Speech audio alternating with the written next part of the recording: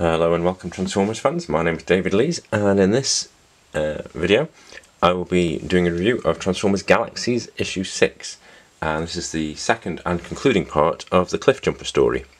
We saw last time Cliffjumper and Deathsaurus on a distant colony looking for energon rations and so on. This is the conclusion of that story. You can see again I'm on tablet. I've been having to swap to digital since all the local comic stores are closed because of the coronavirus outbreak. We're all in total lockdown, but I'm managing to get my fix through digital, so you're going to have to share with me. I'll go quickly through the credits, and nobody here I particularly recognise or would want to call out, but it's Wannabee Part 2. Last time, give us a little bit of zoom, the right way.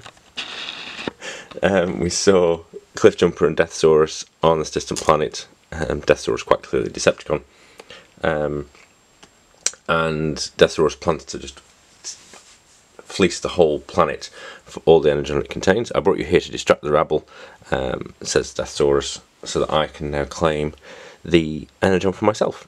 And Cliffjumper says, no way. Towers, the village, we can't. I won't let you do this, they're innocent. So the two key characters in this issue, as you might expect, there they are, Cliffjumper and Deathsaurus, obviously. We start off with a flashback. This is a lifetime ago, and this is the forging, as we shall see.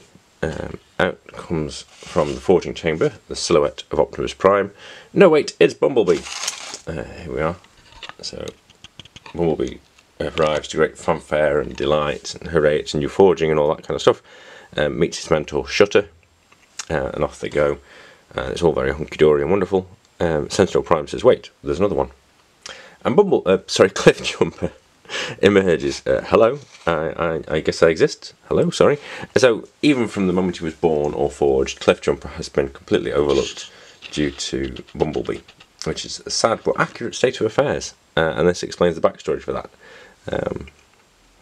And instead, he's met by these by these organic, these non-Cybertronian ape-type creatures. Cliffjumper's looking for a mentor, so still waiting on an answer here. Meanwhile, back in the present, so to speak, from the story perspective, Deathsaurus trying to persuade Cliffjumper to join him in taking on all those local inhabitants of this colony, the Cybertronian energy facility on the planet Probat. And Cliffjumper says, nope, this is a colony world, you're wrong, I'll talk to someone about it, there's got to be... Deathsaurus takes exception to that and shoves Cliffjumper's head through a wall. So Cliffjumper is now pinned, totally immobilised and unable to prevent Deathsaurus, from his plans. And off he goes, and he tells the local inhabitants that it's not actually Bumblebee, it's a deceit. And Bumblebee explains, he took your foreman's head, his name is the Hornrunner's of Cybertron Cliffjumper. Seems Deathsaurus really is not interested at all in actually getting Cliffjumper's name right. Bit of a standing joke with him. Deathsaurus tells the inhabitants that Cliffjumper killed the foreman, Nautilus. It was Deathsaurus who done it, and also that he's not actually Bumblebee. It is actually an imposter.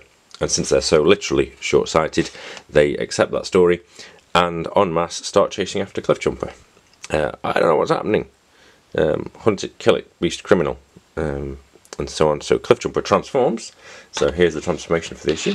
There are more actually, surprisingly, but yeah, all that stuff. And he goes hammering off, having inadvertently picked up one of the local residents.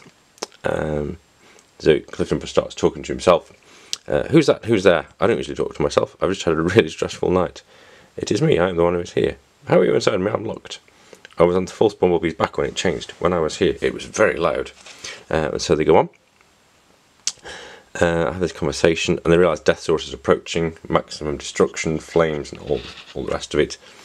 So Cliffjumper says, I've got to stop him, and transforms again back into vehicle mode. And as we go through, literally jumps off a cliff. That's fantastic, they actually got it right. I had to try, hold on, so he goes racing up the cliff, leaps off the end of the cliff, or jumps I suppose I should say, straight into Deathsaurus, dealing him a mortal blow. Hits him in the neck, strangles him, paralyses him, I'm not sure. And then Cliffjumper returns back to Cybertron. Prowl and Elita 1, sorry, Chromia, various others I don't quite recognise. And Cliffjumper basically says there's no energon on this planet. There was an accident, the last stockpile exploded, it was a tragedy. It was. So Prowl trying to get more information out of Cliffjumper, who is not forthcoming. Look, this investigation isn't over, but it needs to stay quiet. Be where we can find you, Cliffjumper. Right, sorry. Don't worry about it. I know who I am. And back on that planet, they've actually constructed a statue of Cliffjumper. And there it is. Nice touch. So Cliffjumper knows who he is, even though he's always played second string to Bumblebee in the cartoon, the comics, and so on. So, nice finish. I enjoyed this story. Very simple, straightforward, short story, giving us some background on Cliffjumper, how he's been in Bumblebee's shadow, and how he comes out of the shadow but prefers to stay there anyway. So there we are. That's the cover art, the alternatives, Bumblebee overshadowing Cliffjumper. Some nice retro style of Deathsaurus tackling Cliffjumper, and then also this digital preview Transformers Till All Are One, which I'm going to be looking at in a future video. That's all from me for now. Thanks very much for watching, and I'll be back soon with more videos. Bye for now.